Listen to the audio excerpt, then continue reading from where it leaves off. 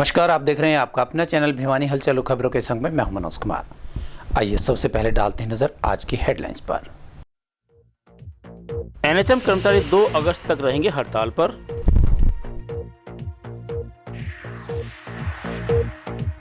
व्यापारियों की मांगों को कांग्रेस के घोषणा पत्र में शामिल करवाया जाएगा, कहा अशोक बुआनीवाला ने। महिला सशक्तिकरण को बढ़ावा देने के लिए प्रतियोगिताएं आयोजित, 80 प्रतिभागियों ने लिया हिस्सा। अपनी मांगों को लेकर सड़कों पर उतरे सफाई कर्मचारी, निकाय मंत्री को भेजा ज्ञापन। जिला परिषद चेयरपर्सन व जिला प्रशासन के बीच बनी टकराव की स्थिति, अनीता ने लगाए आरोप। और अब खबरें विस्तार से। नागरिक अस्पताल में एनएचएम स्वास्थ्य कर्मी अपनी मांगों को लेकर हड़ताल पर बैठे हुए हैं। इन्होंने अपनी हड़ताल सीमा 2 अगस्त तक बढ़ा दी है। अस्पताल परिसर में 70 से 80% कर्मचारी एनएचएम के हैं और अधिकतर कार्य भी एनएचएम कर्मचारियों द्वारा ही किए जाते हैं, जिसमें डिलीवरी, टीकाकरण, एम्बुलेंस सेवाएं शामिल हैं।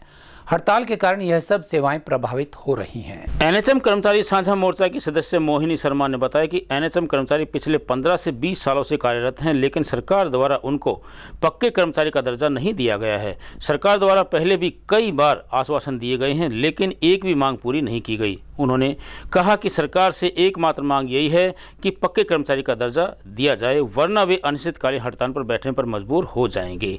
हड़ताल की वजह से अस्पताल परिसर की व्यवस्था चरमरा गई है। मरीज व उनके परिजन इधर उधर भटकते नजर आए।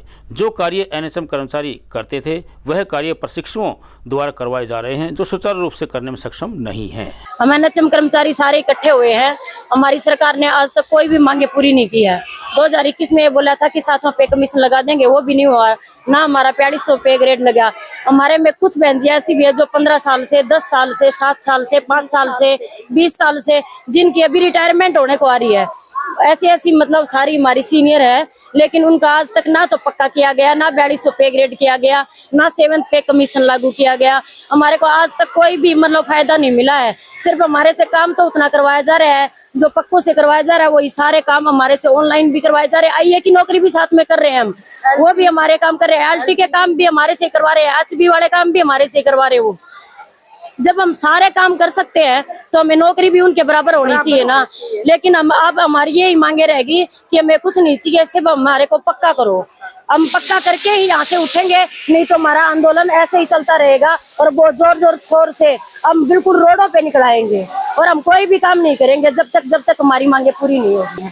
मैं 17 साल से एनएचएम में जॉब कर रही हूँ और जो मेरे साथी हैं जो 27 सालों से जॉब कर रहे हैं और कच्चे कर्मचारी हैं, अब तक हमारी एक ही मांग है कि हमें पक्का किया जाए। और जो हमारे माथे पे कच्चा का दफा लगा हुआ है, हम इसे हटाना चाहते हैं और हमें पक्का किया जाए। हमारी और कोई डिमांड नहीं है, सिर्फ हमें पक्का किया जाए। आगे अगर हमारी सरकार बात नहीं मानेगी तो ये आगे तक लंबा चलेगी हड़ताल हमारी। राष्ट्रीय जन उद्योग व्यापार संगठन द्वारा आयोजित पत्रकार वार्ता को संबोधित करते हुए संगठन के कार्यकारी प्रधान अशोक बुआनीवाला ने कहा कि कांग्रेस शासन में व्यापार व उद्योगों को बढ़ावा देने के लिए बहुत सुविधा व छूट दी गई थी, लेकिन भाजपा ने व्यापारियों पर अनाप शनाप शर्तें ठोक कर व्यापार करना मुश्किल कर दिया है। उन्होंने बताया कि 11 अगस्त को पानीपत में होने वाले प्रदेश स्तरीय व्यापारी सम्मेलन में मुख्य अतिथि के रूप में नेता प्रतिपक्ष भूपेंद्र सिंह हुड्डा होंगे। उन्होंने बताया कि व्यापारी सम्मेलन में व्यापारियों की विभिन्न समस्याओं पर विचार किया जाएगा ताकि कांग्रेस के चुनावी घोषणा पत्र में भी शामिल किया जा सके। संगठन के प्रदेश अध्यक्ष गुलशन डंग ने कहा कि भाजपा सरकार की गलत नीतियों से हरियाणा से व्यापार ठप होता जा रहा है। पत्रकार वार्ता को संबोधित करते हुए राष्ट्रीय जन उद्योग व्यापार संगठन के कार्यकारी प्रधान अशोक बुआनीवाला ने कहा कि 11 अगस्त को पानीपत में होने वाले प्रदेश स्तरीय व्यापारी सम्मेलन में बतौर मुख्य अतिथि नेता प्रतिपक्ष भूपेंद्र सिंह हुड्डा रहेंगे तथा अध्यक्षता प्रदेश अध्यक्ष उदय भान करेंगे। उन्होंने बताया कि व्यापारी सम्मेलन में व्यापारियों की विभिन्न समस्याओं पर विचार किया जाएगा ताकि उन समस्याओं को हल करवाया जा सके। इसके साथ ही व्यापारियों की समस्या को कांग्रेस के चुनावी घोषणा पत्र में भी शामिल करवाया जाएगा। संगठन के प्रदेश अध्यक्ष गुलशन डंग ने कहा कि भाजपा सरकार की गलत नीतियों से हरियाणा में व्यापार ठप होता जा रहा है। सरकार ने जीएसटी के तहत नए नए टैक्स लगाकर व टैक्सों में बढ़ोतरी करके जनता पर आर्थिक बोझ डाल दिया है। संगठन के जिला अध्यक्ष प्रेम धमीजा ने कहा कि आज प्रदेश में कानून व्यवस्था का दिवाला पिट चुका है। अपराधी दिन दहाड़े दुकानों पर फायरिंग करके व्यापारियों से फिरौती मांगने की व मंथली मांगने की मांग कर रहे हैं। आज का मुख्य जो हमारा एजेंडा है, कांग्रेस पार्टी द्वारा 11 अगस्त के व्यापारी सम्मेलन, जिसका मुझे को कन्वीनर बनाया गया है, पूरी स्टेट का सह संयोजक बनाया गया है, उसके लिए आपके बीच में हम आज प्रस्तुत हुए हैं। और यहाँ धमीजा साहब के माध्यम से यहाँ हम सभी व्यापारी साथियों को अपना व्यक्तिगत तौर पर जाके मिलेंगे भी सही, निमंत्रण देने आए हैं कि उस सम्मेलन में बढ़ चढ़कर भाग लें। और बात ये आती है कि कांग्रेस पार्टी द्वारा ये जो व्यापारी सम्मेलन बुलाया गया है, उसमें जो मुख्य बात है, आज प्रदेश हर वर्ग का आदमी त्राही त्राही कर रहा है।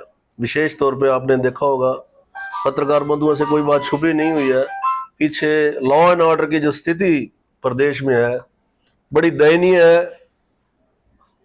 हांसी में एक हमारे व्यापारी का मर्डर, एक्सटॉर्शंस और ऑर्गेनाइज क्राइम जितना अब बढ़ा है, आज तक इतिहास में कभी नहीं बढ़ा। पहले तो यहाँ छोटे मोटे गैंग हुआ करते थे, अब अंतर्राष्ट्रीय गैंग व्यापारियों को डराने धमकाने में और फिरौतियां मांगने में। इसका जो डाटा है केंद्र सरकार के पास भी है और किसी से छुपा हुआ नहीं है। एक तो कानून व्यवस्था को लेकर उस सम्मेलन में हम अपनी बात रखेंगे, क्योंकि किसी भी देश की रीढ़ की हड्डी जो होती है वो कानून व्यवस्था ठीक हो, और व्यापारी एक रीढ़ की हड्डी होती है। देश की तरक्की में उसका सबसे बड़ा अहम योग होता है। किसी भी अंतर्राष्ट्रीय स्तर पर या राष्ट्रीय स्तर पर जो व्यापारी वर्ग होता है, एक रीढ़ की हड्डी होता है, उसके ऊपर आज बेचारे के ऊपर चाहे एक मंदी की मार। हम पीछे अशोक भाई जी के साथ हमने बड़ा अच्छा कैंपेन चलाया था ई कॉमर्स कंपनियों के खिलाफ। एमएसएमई में क्या हो रहा है कि एमएसएमई के कुछ रूल्स भारत सरकार ने डिफाइन किए हैं, और उन रूल्स के मुताबिक कोई भी व्यापारी, कोई भी एमएसएमई का जो ऑनर है, वो अगर बिलिंग कर देता है किसी भी कंज्यूमर को या किसी भी ट्रेडर को, तो उसको 45 डेज के अंदर पैसा देना होता है। और वो 45 दिन में जब पैसा देता है तो उसका आगे का एक रोटेशन घूमता है कि एमएसएमई का रूल है। लेकिन अभी इस सरकार ने क्या किया है कि हरियाणा की सरकार ने खास तौर पे कि जो एमएसएमई के रूल्स हैं उनको फॉलो नहीं हो रहे। इन्होंने एक ट्रिब्यूनल बनाया हरियाणा की सरकार ने, उसमें एमएसएमई का जो कमिश्नर है वो उसके अंदर ट्रिब्यूनल का चेयरमैन है, और उसके पास आज की स्थिति में 450 से ज़्यादा केसेस तो लंबित है, जो 6-6 साल से 5-5 साल से उनके फैसले नहीं हो रहे। अभी उस रूल का क्या फ़ायदा जब 45 दिन में आपने पेमेंट दिलानी है। और एमएसएमई एक ऐसा ऑर्गेनाइजेशन है जो लिमिटेड कैपिटल के ऊपर काम करता है। उनकी वैल्यू है अभी 5 करोड़ से कम के लोग एमएसएमई में आएंगे। अब मान लो उसको 6 साल तक उसको अगर इंसाफ ही नहीं मिल रहा, तो इस तरह के काफ़ी बिल 5 करोड़ से ज़्यादा 10 करोड़ से ज़्यादा लोगों के बिल पेंडिंग हो गए हैं, और ये ट्रिब्यूनल फैसला नहीं दे रहा। आज तक ये प्रॉब्लम क्रिएट हो रही है पूरे हरियाणा में। हमने अभी जैसे घूमे हैं और इसी कार्यक्रम को लेके, 11 अगस्त के कार्यक्रम को लेके, और बहुत सारी समस्याएं हमारे को व्यापारियों से मिलने के बाद, इंडस्ट्री वालों से मिलने के बाद मिल रही है। और उन सारी चीज़ों को हम मैनिफेस्टो में समायोजित करने के लिए जो हमारी चेयरपर्सन है गीता भुक्कल जी, उनको हमने देना है। तो ये कार्यक्रम जो 11 अगस्त का है पूरे हरियाणा का कार्यक्रम है, और इसमें पूरे हरियाणा के व्यापारी हिस्सा लेंगे और अपने सारे संयुक्त रूप से आदरणीय उदय भान जी को और भूपेंद्र हुड्डा जी को एक ज्ञापन सौंपेंगे, जो समस्याएं व्यापारियों की है वो उसमें समायोजित करेंगे। महिला एवं बाल विकास विभाग द्वारा बेटी बचाओ बेटी पढ़ाओ व महिला सशक्तिकरण को बढ़ावा देने के उद्देश्य से प्रतियोगिता का आयोजन किया गया, जिसमें 80 प्रतिभागियों ने भाग लिया। प्रथम स्थान पर रहने वाली छात्रा को 5100 रुपये, द्वितीय स्थान पर रहने वाले प्रतिभागी को 3100 रुपये और तृतीय स्थान पर आने वाली छात्रा को 2100 की इनाम राशि प्रोत्साहन के रूप में दी गई। महिला एवं बाल विकास परियोजना अधिकारी वैशाली ने बताया कि इस प्रतियोगिता का उद्देश्य महिला सशक्तिकरण को बढ़ावा देना है। महिला एवं बाल विकास परियोजना कार्यक्रम अधिकारी वैशाली ने बताया कि प्रतियोगिता को 5 कैटेगरी कविता गायन, रैप, रिकॉर्डिंग वीडियो में बांटा गया है, जिसमें 80 प्रतिभागी शामिल हैं। उन्होंने कहा कि इसका उद्देश्य विभाग की योजनाओं को बताने के साथ साथ बेटी बचाओ बेटी पढ़ाओ महिला सशक्तिकरण को बढ़ावा देना व विभाग की अनेक योजनाओं के प्रति महिलाओं को जागरूक करना है। उन्होंने बताया कि विजेता छात्राओं को इनामी राशि के साथ सर्टिफिकेट्स भी दिए जाएंगे। महिलाओं की मजबूती के लिए विभाग द्वारा अनेक कदम उठाए जा रहे हैं। इस अवसर पर प्रतियोगिता में हिस्सा लेने वाली छात्राओं ने कहा कि इस तरह की प्रतियोगिताओं से उन्हें बहुत कुछ सीखने को मिलता है तथा हुनर दिखाने का मौका भी मिलता है। जो हमारा डिपार्टमेंट है उसकी तरफ से यहाँ पे प्रतियोगिताओं का आयोजन किया गया है जो बेटी बचाओ बेटी पढ़ाओ कैटेगरी के अंतर्गत है। इसके अंदर हमने 5 कैटेगरीज रखी हुई हैं विभाग द्वारा, जिसमें कि सॉन्ग है, वीडियोस हैं, रैप है, रिकॉर्डेड वीडियोस, पोएम्स हैं। इसके तहत जो पार्टिसिपेंट आएंगे आज उनका एक ओपन कंपटीशन रखवाया गया है, जिसके अंदर जो हर एक कैटेगरी में 5100, 3100 और 2100 की इनाम राशि रखी गई है। इसका एक जो उद्देश्य है वो यही है कि ये सब जो भी क्लिपिंग्स हैं, रिकॉर्डिंग्स हैं, ये आने वाले टाइम में संभावना है कि ये रेडियो पे प्रस्तुत की जाएंगी। अराउंड हमारे पास फ़िलहाल एट प्रेजेंट अभी 80 लोग पार्टिसिपेट कर रहे हैं। ये प्रोग्राम आज शाम तक ओपन है। बिजनेस जनरेशन ही होता है, इसमें हम हमारे डिपार्टमेंट की जितनी भी स्कीम्स हैं उसके बारे में भी जानकारी रखी हुई है। वो ये जो हमारी जो आज प्रतियोगिताएं हो रही हैं उसका थीम भी यही बेस्ड है। बेटी बचाओ भी है, विमेन एम्पावरमेंट भी है, डोमेस्टिक वायलेंस भी है, आपका जो जितनी भी डिपार्टमेंट की स्कीम्स हैं उसके बारे में भी है। और मैं गांव कितलाना से आई हूँ और हमारा स्कूल गवर्नमेंट सेकेंडरी स्कूल है और यहाँ पर हम डांस के लिए आए हुए हैं जो कि हमें बहुत ही अच्छा लगा। मेरा नाम सोनम है, मैं कितलाना गांव से हूँ। मेरा school government senior secondary school Kitlana से है। हम यहाँ पर 6 लड़के आए हैं। हमारा डांस है यहाँ पर बेटी बचाओ बेटी पढ़ाओ। ये यहाँ पर ये भिवाड़ी में है, पंचायत भवन में। यहाँ पर बहुत अच्छा कार्यक्रम है। मैं बड़वा गांव से आई हूँ। मेरा स्कूल का नाम नवभारत सीनियर सेकेंडरी स्कूल है और ये प्रतियोगिता होनी चाहिए और ये हमें बहुत अच्छी लगी। लंबित मांगों को लेकर नगर परिषद सफाई कर्मचारियों का गुस्सा फूटा और सड़कों पर उतरकर उन्होंने सरकार के खिलाफ नारेबाजी की। नगर के मुख्य मार्गों पर प्रदर्शन करते हुए कर्मचारी लघु सचिवालय पहुंचे और डीसी के माध्यम से स्थानीय निकाय मंत्री को ज्ञापन पत्र भेजा। कर्मचारी नेता पुरुषोत्तम दानव ने कहा कि यदि सरकार समय रहते उनकी मांगों को पूरा नहीं करती है तो कर्मचारी बड़ा आंदोलन करने पर मजबूर होंगे और सफाई व्यवस्था को ठप कर देंगे, जिसका खामियाजा सरकार को भुगतना पड़ेगा। इस मौके पर नगर परिषद सफाई कर्मचारी नेता पुरुषोत्तम दानव ने कहा कि उन्हें समान काम समान वेतन, कच्चे कर्मचारी को पक्का, 4 बार हाजिरी व्यवस्था को रद्द किया जाए, ठेका प्रथा बंद हो, कर्मचारियों के केस बहाल किए जाएं। इन मांगों को लेकर कर्मचारी लंबे समय से संघर्षरत हैं। उन्होंने कड़े शब्दों में कहा कि सरकार उनकी मांगों को जल्द पूरा करे, नहीं तो सरकार को इसका खामियाजा भुगतना पड़ेगा। उन्होंने उपायुक्त के माध्यम से निकाय मंत्री को ज्ञापन भेजा। करके डीसी के माध्यम से जो हमारे जो निकाय मंत्री है सुधा जी, उनके नाम ज्ञापन दिया है। जो हमारे महानिदेशक है उनके नाम ज्ञापन दिया है। जो हमारे निकाय विभाग के जो डायरेक्टर है उनके नाम ज्ञापन दिया है। हम बार बार ज्ञापन दे रहे हैं। आप भी देख रहे हो लंबे समय से हम पत्राचार से और प्रदर्शन कर धरने से जुलूस कर सरकार को चेताने का काम कर रहे हैं। या तो हमारे सभी कच्चे कर्मचारी है वे कलम से पक्के हो और जो ठेका प्रथा है वे बिल्कुल जड़ से समाप्त हो। हम ये फिर कहना चाहते हैं 2024 में इस सरकार को आने वाले समय में बहुत बड़ा खामियाजा भुगतना पड़ेगा और जो सभी कर्मचारियों की मांगे पक्की नहीं करी तो उन्हें पक्के नहीं करे। हम ये फिर कहना चाहते हैं, हम बार बार में कह रहे हैं कि हम हड़ताल करने के पक्ष में नहीं है। हम हरियाणा प्रदेश के नागरिक हरियाणा के पक्ष में है, हम आम पब्लिक के पक्ष में है। लेकिन सरकार है कैसी निकम्मी हो रही है कि हड़ताल करने में बार बार मजबूर करी है।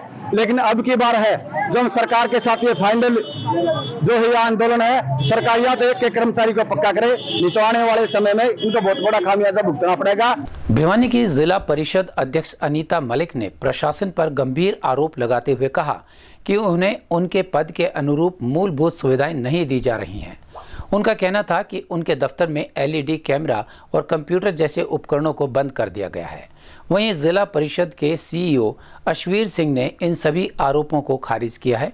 उन्होंने कहा कि भिवानी जिले के जिला परिषद अध्यक्ष को ही स्टेनो दिया गया है, दूसरे किसी भी जिले में स्टेनो नहीं है। भिवानी जिला परिषद की चेयरपर्सन अनीता मलिक ने भाजपा छोड़ कांग्रेस में शामिल होने के बाद उनकी और जिला प्रशासन के बीच टकराव की स्थिति पैदा हो गई है। अनीता मलिक ने प्रशासन पर आरोप लगाया कि उनके कार्यालय में सभी आवश्यक उपकरण हटा दिए गए हैं और उन्हें बंद भी कर दिया गया है और आए हुए टेंडरों को भी रद्द कर दिया गया है। वहीं प्रशासन की ओर से अश्वीर सिंह ने मलिक के आरोपों को खारिज करते हुए कहा कि ऐसा कुछ भी नहीं है। सरकार द्वारा जो सुविधाएं दी गई हैं वे सभी जिला परिषद अध्यक्ष को मिल रही हैं। उन्होंने कहा कि किसी भी जिला परिषद में स्टेनो नहीं है, लेकिन भिवानी जिले के जिला परिषद अध्यक्ष को एक स्टेनो भी दिया गया है। शुक्रवार को भी आए थे ऑफिस में, उस टाइम पर भी सीओ साहब के पास फोन कराया गया पर वो ऑफिस नहीं आए। मैं खुद DRDA DC ऑफिस जहाँ पे है वहाँ पहुंची तो वहाँ बैठे हुए थे। मेरे को सीधा सीधा ये जवाब दिया गया कि मैं अभी आया हूँ। मैं कहा अभी यहाँ आए हो तो वहाँ भी आ सकते थे जिला परिषद ऑफिस में, पर वो यहाँ नहीं आए।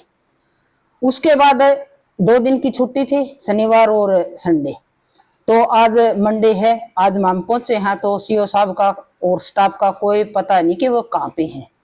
हमने लेटर निकलवाए। 15 तारीख की जो मीटिंग थी सभी को पता है कि भाई 15 तारीख में न सारे पार्षद पूरे जिले के पहुंचे हुए थे, पर अधिकारियों का कोई अता पता नहीं था। उसके बाद हमने अब आगे वाली मीटिंग रखे, इसका रीजन बताएं कि भाई अधिकारी क्यों नहीं पहुंचे। तो हमें एक नया रजिस्टर दिया गया है लेटर निकालने के कि आपके डिस्पैच नंबर इसमें होंगे, नए वाले में, जिसमें पहले जो जिला परिषद का रजिस्टर था वो बिल्कुल खाली पड़ा है। आज ये नया रजिस्टर पकड़ाया गया है। क्यों? ये नई कोई भी टाइप वाला नहीं है, यहाँ पे कोई टाइप करने वाला नहीं है। ये देखो आप, नया पकड़ाया गया है। ये छुट्टी की एप्लीकेशन देके गए हैं जो स्टाफ के छुट्टे हैं, और यहाँ जो अटेंडेंस रजिस्टर है उसमें अटेंडेंस लगा रखी है, आप देख सकते हो। इब 5-4 दिन पहले जिला परिषद ऑफिस में पानी के टैंकर आए हुए थे, वो भी सारे यहाँ से वापस रखे भाई जिले का विकास ना हो। ये सीओ साहब और जो यहाँ के सांसद हैं और विधायिका है, ट्रैक्टर भी थे 28, उनके भी टेंडर लग चुके थे, वो छूट चुके थे। बगैर चेयरमैन के सूचित करे बगैर उन्होंने वो कैंसिल कर दिए। अगर कैंसिल छूटे टेंडर के द्वारा अगले ने छुटवा रखे थे तो रीजन बताओ किस तरह कैंसिल करे। कोई वो नहीं था, किसी तीसरे आदमी ने जिस तरह आप आए हुए हो मैं सस्ते दे दूंगा, इनने उसको बोलने से ही कैंसिल कर दिए और उसको दिए ही नहीं। कल को और 8 करोड़ की लाइट थी, उनके भी टेंडर छूटे चुके थे। इनने नहीं मतलब है कोई भी कि भाई जिले का विकास हो, उनके भी हमें बार बार पूछने लग रहे। हाँ, कुछ नहीं बताया जा रहा है। यहाँ ऑफिस में पता कर सको हो, ये अधिकारी और ये पब्लिक के पैसे की सैलरी लेते हैं, और जो ये लाइटों का है या ट्रैक्टरों का है, टैंकरों का, जो भी सरकार की तरफ से काम करवाए जावे हैं, ये अधिकारी और सांसद और विधायिका के निजी कोष से नहीं होते। ये पब्लिक का पैसा जाता है और ये पब्लिक के बीच में इस पैसे को जो लोगों की डिमांड है उनके काम नहीं करने देना चाह रहे। कोई सुविधा उनको नहीं दी गई है। जो भी सरकार द्वारा उनको सुविधा दी गई है वो सारी उपलब्ध करवाई गई है। उनको एक स्पेशल एक स्टेनो दिया हुआ है जो कि किसी भी जिला परिषद में नहीं मिलेगा। उनको अलग से एक एक्सक्लूसिवली स्पेशल डेजिग्नेट करके जो स्टेनो है वो दिया हुआ है, और उनके जो भी सुविधा के लिए वो इंटाइटल है वो सभी सुविधा उनको दी जा रही है। किसी टाइप का कोई कनेक्शन नहीं काटा गया। ये हो सकता है कि कोई बिजली में कोई खराबी आ गई हो, उसको जल्द दुरुस्त करवा देंगे, ऐसी कोई ना मेरे संज्ञान में आया है और ना ऐसा कुछ किया है। टेंडर की जो प्रक्रिया है, टेंडर हमारे अलग से एग्जीक्यूटिव इंजीनियर जिला परिषद हैं मिस्टर विजय पाल, वो लगाते हैं। अगर कोई टेंडर में हो सकता है कि टेंडर में कोई रेट वेट ज़्यादा आगे हो या मार्केट में कम रेट पे वो मिल रहा हो, सरकार के हित को देखते हुए उन्होंने अपने विवेक से और मेरिट पे टेंडर कैंसिल किया होगा। अगर फिर भी ऐसा कुछ है उसको एक बार देख लेंगे, अगर उसमें कोई है, नहीं तो रीटेंडर लगा के उनका काम जल्दी करवाएंगे। और अब एक खबर चलते चलते, इस समय अंतर्राष्ट्रीय राजनीति एक ऐसी मुहाने पर है जो विश्व में धर्म और राजनीति के गठजोड़ को दृढ़ता से मान्यता देती हुई दिखाई दे रही है। वैसे दुनिया के अधिकतर देशों में राजनीति में धर्म का प्रभाव रहा है। अमेरिका, इंग्लैंड, फ्रांस आदि देशों में कैथोलिक ईसाई धर्म का सत्ता की राजनीति में जमकर प्रयोग हुआ। अमेरिका में 2009 में बराक ओबामा, जो प्रोटेस्टेंट ईसाई थे और अश्वेत भी थे, उन्होंने राष्ट्रपति पद का चुनाव जीता और धर्म आधारित पारंपरिक राजनीति को एक नया मोड़ दिया। अब फिर अमेरिका में राष्ट्रीयता को आगे रखकर सत्ता प्राप्ति के लिए अमेरिका के राष्ट्रपति चुनाव में रिपब्लिकन पार्टी के उम्मीदवार डोनाल्ड ट्रंप ने धर्म का राजनीति में सहारा लेने के लिए सारी हदें पार कर दी हैं। उनके वक्तव्य से स्पष्ट झलकता है कि उन्होंने चुनाव के शुरुआती दौर में ही अपना धार्मिकता का ब्रह्मास्त्र का प्रयोग कर दिया है। अब उनके पास धार्मिक समर्थन लेने के लिए कुछ नहीं बचा है। ट्रंप के इस कट्टरपंथी रवैये के बीच उनकी प्रतिद्वंदी और अमेरिका की उपराष्ट्रपति कमला हैरिस की लोकप्रियता का ग्राफ निरंतर बढ़ रहा है, बल्कि मिनीसोटा जैसे राज्य में तो 6% वो आगे भी निकल चुकी हैं। कमला हैरिस अपनी पार्टी के बड़े नेताओं का लगातार समर्थन प्राप्त कर रही हैं। अब यह तय हो गया है कि वे आगामी 8 अगस्त को डेमोक्रेटिक रूल्स कमेटी की शर्तों के आधार पर पार्टी की अधिकृत उम्मीदवार घोषित की जाएंगी। दूसरी ओर डोनाल्ड ट्रंप ने औपचारिक रूप से अपनी पार्टी के नामांकन को स्वीकार कर लिया है और पार्टी ने भी उन्हें मान्यता दे दी है। अब देखना यह है कि अमेरिका के राष्ट्रपति का चुनाव इस बार ईसाई और नस्लीय मुद्दे पर लड़ा जाता है या राष्ट्रीय मुद्दों पर लड़ा जाता है। अगर यह दोनों मुद्दे नहीं चले तो कमला हैरिस अमेरिका की प्रथम महिला राष्ट्रपति बन सकती हैं। और अब जाने से पहले एक नज़र आज की हेडलाइंस पर। एनएचएम कर्मचारी 2 अगस्त तक रहेंगे हड़ताल पर।